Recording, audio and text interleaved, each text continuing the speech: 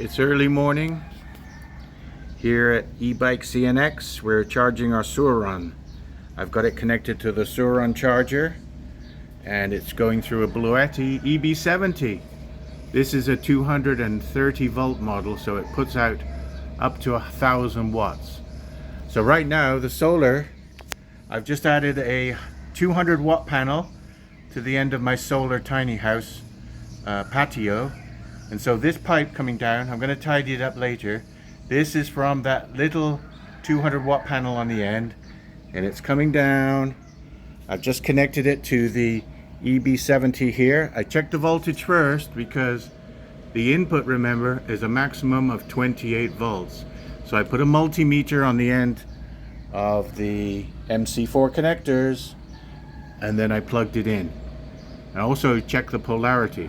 Now it's hard to see in the light, but I've got 676 watts going out, but I've already got 90 coming in to replenish that. So even though it's going to be draining the battery a bit, it's still got something coming in. And when the sun gets higher, I should be close to the maximum of 200 watts coming in, so that you can charge your surron using solar power using the Bluetti EB70.